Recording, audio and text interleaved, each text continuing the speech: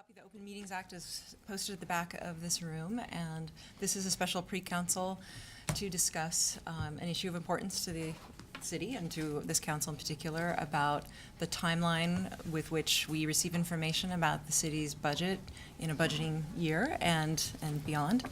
And it is something that has been drafted and is in draft form only at this point in time. It's not been scheduled for any introduction. It is meant to be a catalyst for discussion to try and get everybody's input, not only the council, but also hear from finance and the county and law department and the mayor's office and others who are very close to the budget who can help answer questions and maybe help us find the best timeline that will be the most effective for making informed analysis and decision-making and recommendations for the city budget. So while there is something that is in hard copy form, I fully expect that the final version won't look like this and maybe not have the same dates and maybe even have different kinds of language.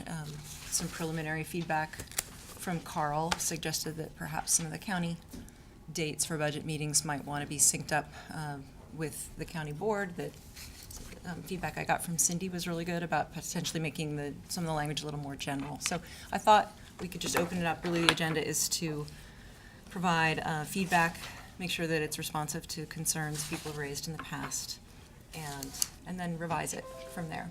So with that, I would be interested to hear if anyone has some suggestions. Oh, welcome back, John. Suggestions about things they might like to see differently, just among council members, and then we open up for staff comment. I have questions. Yes, Jane. Questions of staff. Oh, you do? Okay. Well, go ahead. Well, the question is, has the finance department had a chance to review the proposed dates, and do those dates make sense? And then I think Cindy had an idea to try to sync up with the county board so that the different directors don't have to schedule an additional meeting in the presentation of their budgets and their requests. So, Don? Yeah, and Rick, you might help me as I go through this, but I think for the most part, we want to provide you with the information that we can, as soon as we can, and provide information that, will help in the decision process. Always the issue with the earlier we get with certain types of information, the less reliable those estimates are. And just as an example, some of the contracts, union type contracts, or the closer we get to the budget, the more information we know. Health insurance is one of the expense items that we know later on. And of course, the legislature is still in session, and so they may take some actions that could impact our budget submission. On the revenue side, the two major revenue sources, of course, are sales tax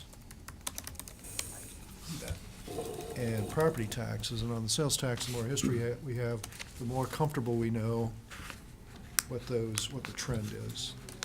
And with property taxes, I think about the earliest we know what the projected valuation increases are going to be is around April 1st. And of course, there's legislative issues that could impact our expenses. But given that, I still think that there are things that we can do that Rick may expand on. If that's okay with you guys. Sure. Well, the first thing we talked a little bit about was there was a timeline in here through April and May where some additional budget hearings would be held. And we don't object to some additional conversation. We have a suggestion for that. But to let you know, the challenge we see in that April and May timeline is if there's going to be a June 1st, June 15th mayor's budget release, the months of April and May become absolutely critical from a staff perspective, because that's when all the information is being put in the system and all the decisions are being finalized. There's a ton of back and forth. In short, we really want them to focus on that kind of technical aspect of the job. So we were flirting with, look, what kind of information could we get to folks early that would allow them to think through where they wanted to go from a certain point and make their thoughts heard early enough before the mayor's budget is released, where some of that information can make its way in. So we were kind of flirting around with something that kind of grew out of what we've been doing on performance management with What Works Cities. We were thinking that what if in January and February we held a handful of meetings that would do this. The first one would be what we'd call a budget forecasting meeting. And that would be a review of where we're at on various revenues, how our spending projections are going, items like what's the projection for our healthcare premiums for the coming year, what's our projection for union contracts, other issues that we kind of see on the horizon in kind of a global setting, so you have a better idea of the income and outflow and what progress is being made on those or lack thereof, so that the broad financial issues could be discussed. Then we'd recommend a series of outcome area meetings. And so we envision something like 911, police and fire coming and sitting down with you and talking about what are their goals, how does their programming support those goals, what trends are they seeing in meeting those goals, what is their performance data suggesting to them, and any other issues on the horizon that they think will impact the upcoming budget, okay? So the idea would be to have a conversation about where we want to go as a city within that outcome area so that you could get some feedback on how we're doing and how we think that would impact the budget. And we'd have one of those around the various outcome areas the city has, livable neighborhoods, economic opportunity. And that would give you guys a chance to get started on the trends that are emerging and give input to those directors in those areas about what you'd all like to see. And the reason we suggested January and February was twofold. One, it fit in very nicely with the performance management pieces we're working on with our own staff through the What Works Cities piece. And we had always planned as part of that to bring you into that discussion, and this would dovetail very nicely with that. Second, it gets us off the issue of the April and May timeframes that we talked about. It gives you that early input. And then we think you'd have another 6 weeks or so between the end of that time and when we needed to get more serious about finalizing the budget for you to go back and forth to departments and us and tell us what you would like to recommend for the mayor's budget. So I think it would be a slower, better 10,000-foot level examination that would start that filter to become a little narrower as we move through the calendar. Jane? I just want to follow up on that idea. That's what the county board does. They have their mid-year budget review. It's typically in February or the end of January, the beginning of February, and they just give updates and they give projections on expenses and maybe some unanticipated expenses. They think that there might be 4 or 5 individuals that are in that retirement age, not necessarily that they're gonna retire, but that is so impactful to their budgets. And so they give us a heads up. They project how much that retirement may or may not cost. And they do it the same way with revenues, because they can determine based on the previous year's trends if they're gonna be hitting their projections. So for example, on the county side, they gave us updates on where the inheritance tax is. Typically, they budget $500,000 or $5 million every year, and they give updates on where that is trending so that we have a better idea of, or I think it is 500,000. 5 million sounds like an awful lot, but on where it is so that we can either pull back or continue to move forward with things that have already been in the budget. But and also, if it's in February, and those that have worked on the legislature probably know when are all the bills or pieces of legislation must be introduced by The 10th day. the 10th today. So then, that way, we already have an indication of some of those items that would be impactful to the city and certainly impactful to the county. So I think that's something this city should do, just a mid-year budget review anyway. Whether it's a Mid-year or biennial. mid-biennial budget. Yeah, well, mid-year budget review, whether or not it's a biennial or an annual budget, it should be every mid-year, because people should know where they're standing, or unanticipated expenses that are coming in, or that we've had a super light snowfall, so the roads budget has, X amount of dollars, just so we get an indication that, where the state of the budget is. So at least once a year, is that what you're Once a saying? year, no At matter least? what kind of budget we have, Okay. and preferably, at the end of January or the first part of February. John? Well, I would say on that, I like the idea generally. I would almost like to see every 6 months we do a miniature review. So we get, like this year, it'd be in the spring, maybe after the August, just, and it can be a general broad stroke, but nonetheless, just to talk about how we are, what we projected, where we're at, to give us a better idea of what's going on. And then I think the more important thing is a word that I know I've said, and I've heard other of my colleagues say, is just the whole idea underlying the process is to have collaboration. I just think that, we're all on the same side of the table. We want to govern the city in the best way and financially the best way.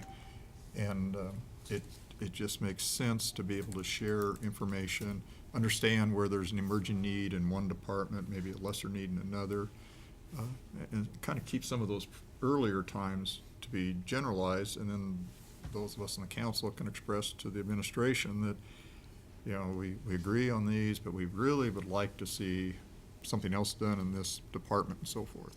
I just think that collaboration would work well, so that whatever the mayor does come out as a proposed budget on the timeline we agree to or we prefer, that it really is then maybe some fine tuning, so to speak, so that we're all on a track that's conducive to everyone's needs.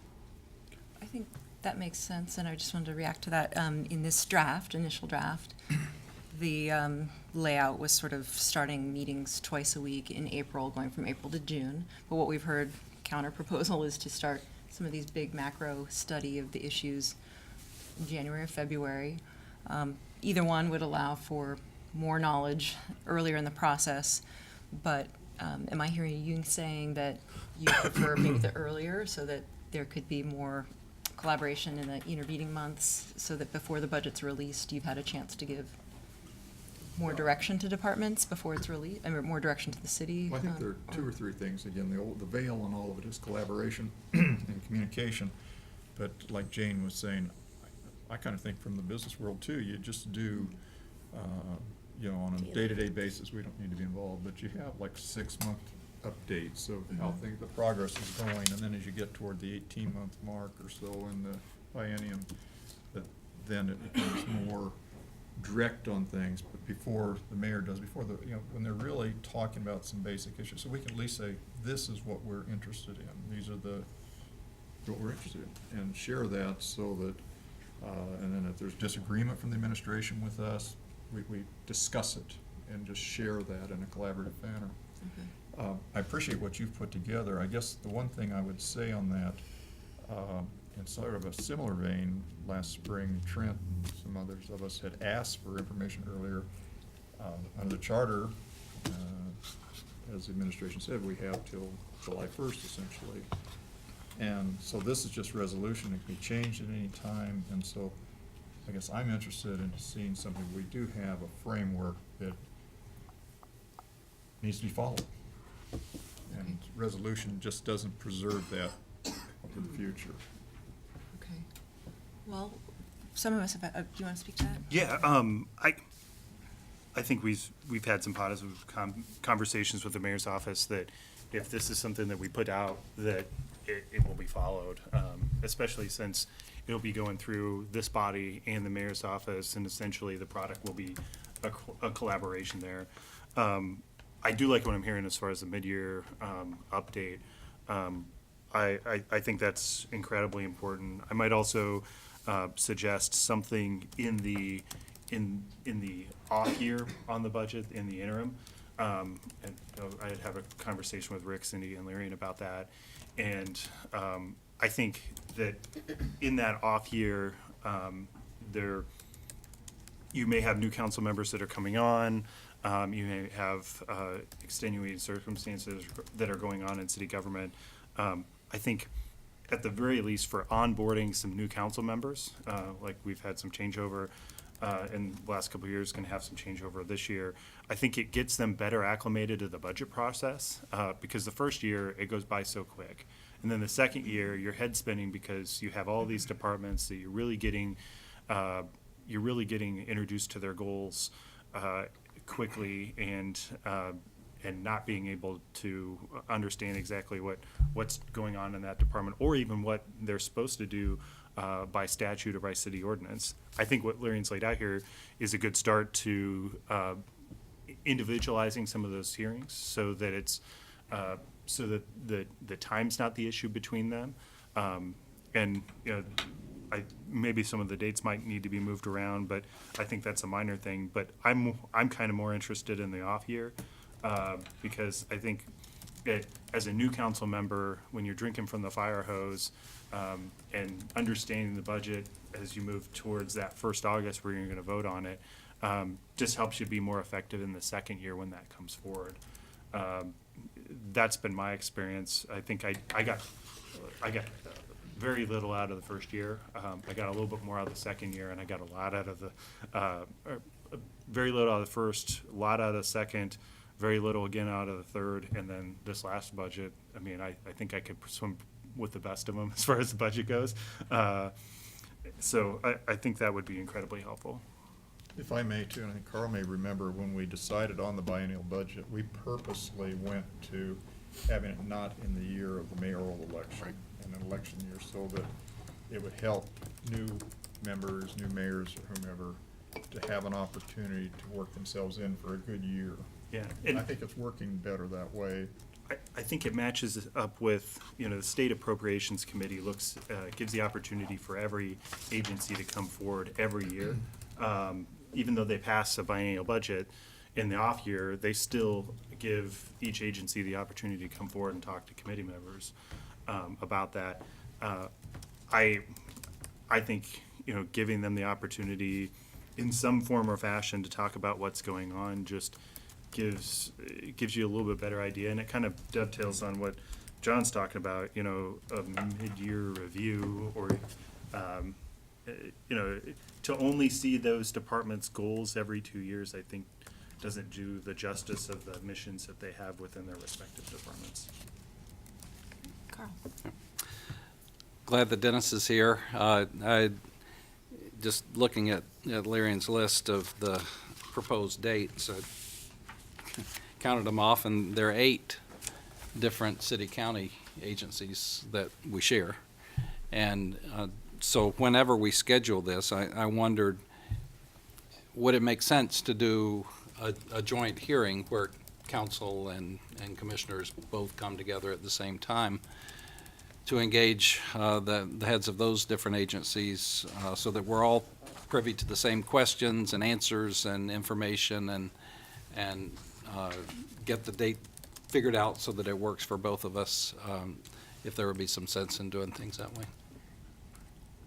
I think that makes a lot of sense, and we invited Dennis to come and maybe weigh in a little bit on that. So Dennis, if you don't mind approaching and sharing, maybe building on what Jane said about how the county board does it. So, you know, Jane had mentioned our Why don't you mid-year. introduce yourself for our Oh, I'm viewers? Dennis Meyer, County Budget and Fiscal Officer. So I'll touch base on the mid-year a little bit. What we do and what we'll be doing here, the first part of February, is we will sit down and just talk about how the year's been going. And what we do is we look at it at about a 6-month shot. So we close out December. I tell, you know, have each of the departments take a look at your first 6 months. Shoot me how things are going. You know, has there been anything that's come up in these first 6 months that the county board really needs to have a discussion about, you know, on how are we going to finish this year out? You know, Jane mentioned the inheritance tax. You know, we take a look at revenue sides as well as the expenditure sides, just to kind of guesstimate everything out, because no doubt, you know, one of the main things that drives our county budget is where our fund balance ends up. So that really means that we need to kind of stay on top of that. So if anything is looming out there, or that has come up, we want to be able to have that discussion with the departments that it's affecting. We also then at that point in time, ask, okay, so if you can project out for the next couple years, are you looking at new FTEs, things like that, so we can start kind of planning for those types of items too, so that we can, just kind of have conversations about it. So it's kind of just a way to make sure something isn't going to show up May or June when we're trying to close out that we weren't expecting. As far as dates and stuff like that, on the county side, not only will we be doing our mid-year here the first part of February, we'll also then start kicking out instructions on the next budget year.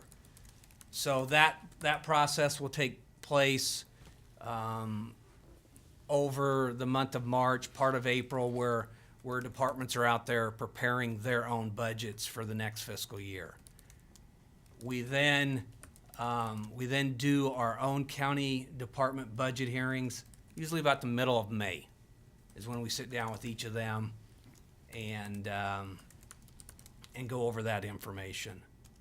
And then from there, the next couple months are just kind of trying to figure out how to get the budget, finalized. Whether that means after we've had the department budget hearings, do we need to have somebody come back? Do we need to have a different conversation from what we heard earlier and based off of new information that keeps coming in as we're closing out the year and stuff. So that's what we kind of shoot for, because on the county side, I've got to have a proposed budget filed with the county clerk's office by the end of July. And so then budget hearing and stuff like that all takes place towards the end of August, once we get final valuation and stuff like that. Dennis, how long do your department budget hearings start? You said they start in middle May? Right. And how long do they go? We try to actually get them done within about 3-4 days. Okay. What I basically do is, I'll try to do department budget hearings with the board like on Tuesdays and Thursdays afternoons after their regular meetings, and then we might take an all-day Wednesday and just go through department budget hearings the whole day. So it's kind of a grind, but we try to knock them out in about a 3 or 4 day period.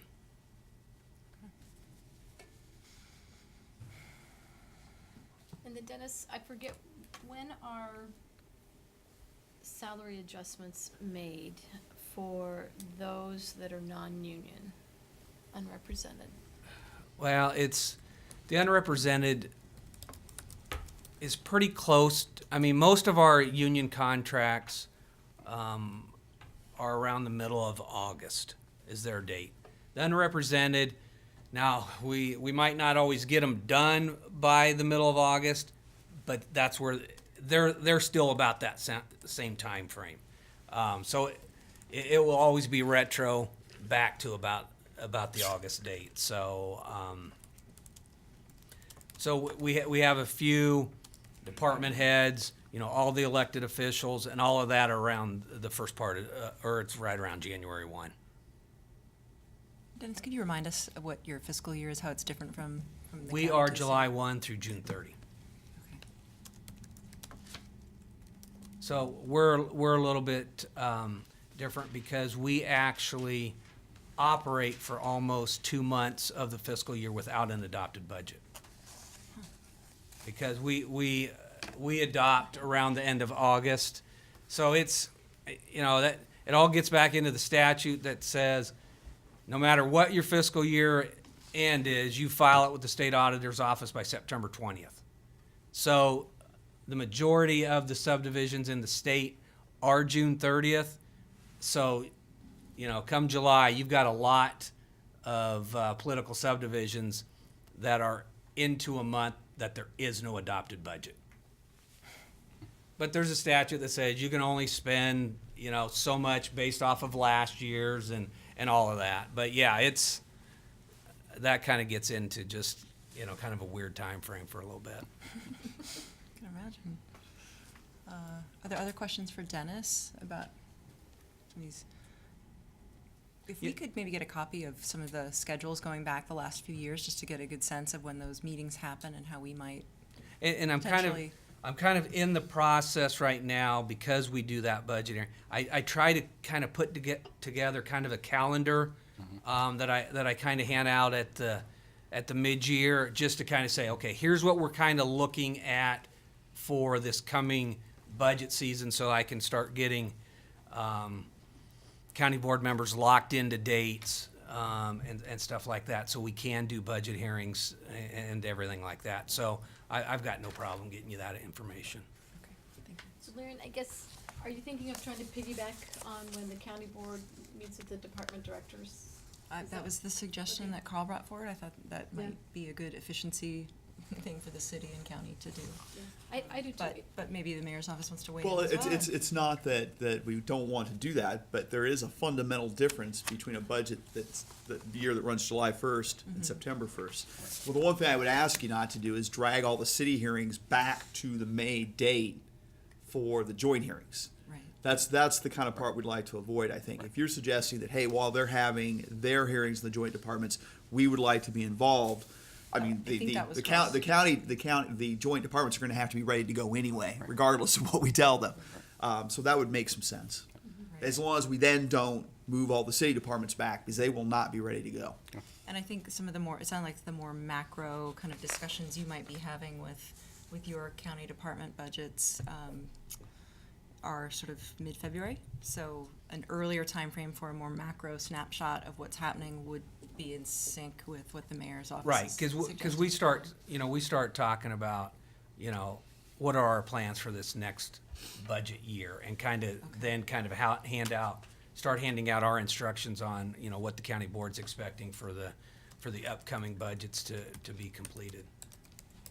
Okay, great. So we might want to do mid-February meetings with the county, looking at those joint departments interspersed with the city timing, if people are feeling good about that kind of an adjustment to the schedule. Okay, thank you. Yeah, you bet. Yep. I was hoping too to hear just some feedback about, I mean, the sheer number of meetings, it's extensive. It's a big change from where we've been in terms of potential duration. Well, Go ahead. Well, I was just gonna ask a question about why specific dates rather than a template that can be used year after year? This seems like, or are you envisioning every time we have a budget, we have a new resolution to set forth the dates? We could do it any number of ways. It was just meant to try and be specific, to show an example with the next biennium, but because those dates will be having to be updated against a new calendar, but I'm open to changing it to a more generic format. Did you want to talk about that Sure. at all? Sue? Yeah, I think this is a good start. I'm really glad to see earlier review and for everyone. But I too brought up that generic dates might be better to put in place, placeholders, if you will, the second Monday, first Monday, that kind of thing. So you're not always having to change. And it sounds like we may be able to work through some things like that with some of the ideas that are coming forward. I do want to comment too, though, that while I like the idea of a resolution, and I have reason to expect that the mayor's office signing it, they're going to abide by any schedule that's in place. I think of the policy change is what's in order for earlier release and just earlier review. And so I think that John's idea may need to do this by, or think about doing this by ordinance, and then having some templates that go along with that can be passed by resolution, scheduling and so forth. Every budget period would be fine. So I looked in the charter, and in the biennial, we're specifically given the right to calendar things to do with the budget in the ordinance that we're directed to pass, and so I kind of would like to see us move in that direction. But I think that what we're doing here is good. I think that, though, if we're gonna make a policy change that's going to go past this particular administration, I think that's important, and I think an ordinance is the way we're gonna need to do that. Would you discuss resolution versus ordinance versus charter amendment? Well, sure, so the resolution doesn't have the force of law, so it's not binding, on the mayor's office, and although, like I said, I would expect if the mayor's office signs it, the mayor's going to abide by it, it certainly would not be binding, like the force of law on any future administration. So the ordinance that we've allowed, the charter allows us to do an ordinance dealing with the biennial schedule, among other things. And that would have the force of law and be binding on future administrations. I would not suggest that we look at anything as detailed as this for an ordinance, but I think we could set the parameters that we're talking about for the beginning, the forecast and so forth. And then when meetings would start in a generic sense, and then have a template that would allow us to fill in the blanks. That's what I'd like to see. Trent? I don't disagree with Cindy's legal analysis there. Thank you. However, I think what we're doing here is somewhat a precedent setting, and if it's done via resolution, I think it makes it harder for future administrations and councils to break away from a precedent. And if they do, you will have 7 members of this body, whether they agree or not, could be squawking about that, which might put pressure to keep that precedent being the same, and could be very vocal about that. So that might be something that could be avoided, as far as a legal fight, but just the ability to not, make people mad that are able to go on radio shows and get in the newspaper on budget scheduling. Jane? I guess, I'm not sure who to ask the question of, but wouldn't it be just simple in this resolution to include an additional line that future, budget years calendar will be adjusted accordingly? To reflect that this is precedent setting and that, it doesn't necessarily have to be a template, but going back to the county board, I don't think we've ever had any arguments about the dates that are being set. It's automatically done every year. There's a few adjustments here depending upon somebody's travel calendar, like we can't do it that last week in January. It has to be the first week in February because somebody's out on vacation, and then it just kind of rolls that way so that there isn't that legal restriction on it. Dennis, I don't know, could you come back up, and how does the county do it? I mean, it doesn't seem like we've ever had to crystallize Right, in a At this- template or anything like At that. this point in time, it just kind of happens. When I go to mid-year, I show up with the calendar. County board kind of works with that calendar, and we just kind of work around everybody's schedule. But we just kind of work off the time frame that we always have. And just kind of keep rolling forward from there.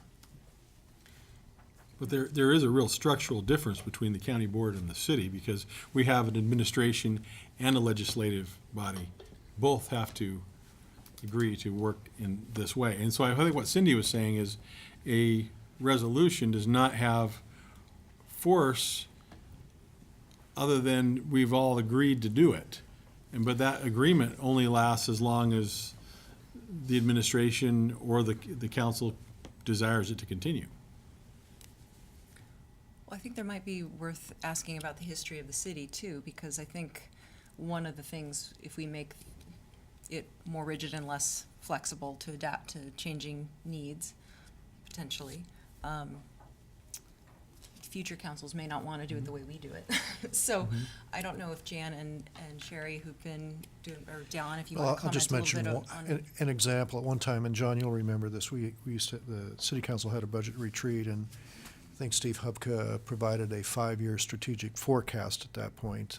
Maybe something you want to do, but maybe for whatever reason, that fell out of favor, and we're no longer doing that.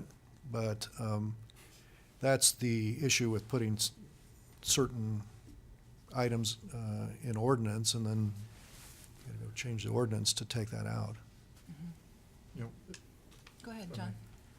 I know we're here to talk about the budget process, but tangentially, we're addressing potential or probable city council staffing. And I think with the progression and the larger nature of the city and more of a desire to have that, I think that's going to facilitate a lot of this, so that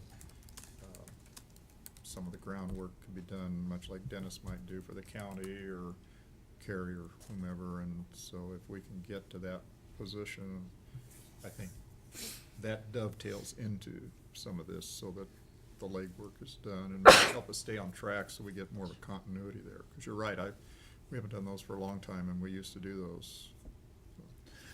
One of those issues, Madam Chair, that I think I'd love to hear council at least inform us in the budget office and the mayor's office what they'd like to see, is I get the distinct sense that cramming all the departmental budget hearings for you together in a 4-day marathon has not worked for you. I can tell you from my own experience, it wouldn't have worked for us. It's just too much, too fast. It doesn't allow you to do the appropriate follow-up. It's very difficult to formulate your thoughts and then actually get them down on paper and run them by the number of people that you do. So, but that was, I think, a progression of past history where some council people didn't want it spread out over a long period of time and kind of wanted to get it over quick. So I guess when we started kind of calendar based on what Larian had sent us, we wondered if that should be more like a 2-week period where you're having hearings, for a couple days, then taking a couple of days to breathe deeply, ask some follow-up questions of various staff, then have a couple more. It would also allow the hearings perhaps to be a little bit longer. As you're well aware, some of these departments come in, you get about 15 minutes, and if you have a stray thought that doesn't come out during that 15 minutes, well, you may or may not get it answered. I do think this is an important discussion piece, is just, do you want a lot of meetings in a smaller time frame, no matter where it falls on the calendar, or do you want to spread them out and kind of just do a couple a week over a longer period? Because we have to balance this with other work commitments. So did you want to speak to that, Roy? My personal preference would be to have what I would call every week for a month, a super pre-council like this, except maybe starting at noon and going to 2, and, taking the different departments in those kind of chunks more detailed, more time on each department, and giving us more time to digest everything we're hearing. That's my preference, so, Okay. but that's just an idea. Something built into the Monday schedule as opposed to Tuesdays and Wednesdays and other days of Yep. the week. Okay. Because we still got to make a living. All right. Looks like do Cindy and Jane both did you want to say something? Yeah, so for me, the longer meetings, I think, with department is good. It's a good idea. I don't really have a preference for whether it's over a more extended time or not. As long as we have an earlier release, I think we have time to really engage. My concern when I first saw our schedule, first I said, how are we going to do 15 to 30 minutes? How are 7 people going to even ask one question each after a presentation? And then I became aware, oh, wait a minute, we're only going to have the budget for such a short time. Who's going to even have time to formulate those questions? So I think as long as we have more lead-in time, I'm not as concerned about how close they are together, and I'm willing to work with schedules and so forth. I'm more concerned with having enough time to digest the information properly and then have enough time with each department to ask the questions that I think that'll arise. Okay. Jane? I agree with the flexibility of scheduling, but I really prefer the Band-Aid approach. You just get all the meetings over, because it's really essentially the same questions you're asking them. What is different from the budget from the previous year? Why is it different? How do you project your FTEs? Why is that gonna be different? It's sort of like the same questions you ask every single budget director. And granted, their departments are also different, but they know exactly what's going on in their department. How many people are projected or planning or thinking of retiring? How is that gonna impact your budget? How have you factored that in?